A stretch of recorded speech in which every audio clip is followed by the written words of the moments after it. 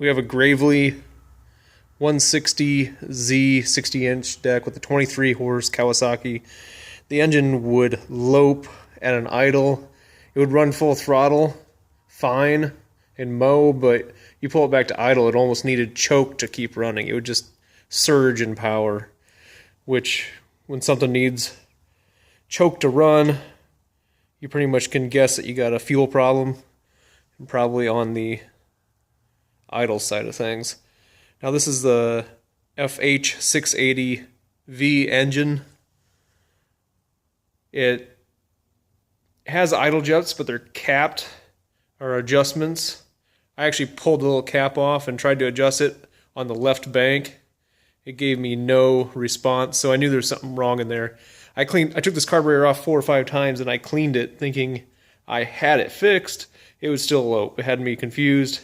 Started thinking about coils, checked them out, they were fine. So I pulled the carburetor apart one last time and actually pulled the idle jets out. They're little tubes, really fine hole.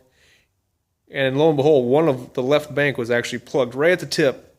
It was plugged. You couldn't see through it and I couldn't blow through it. So I got it cleaned, put it back together, and now it idles and runs good. I still need to choke it when I start.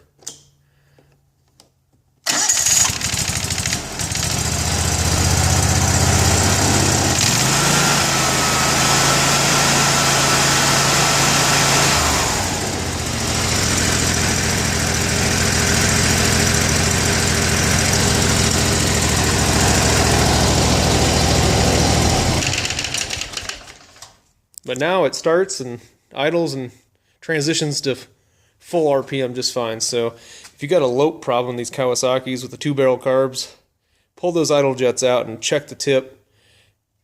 Sometimes when you're blowing it in there without taking it out, you think it's clean, but it's actually not. So good luck.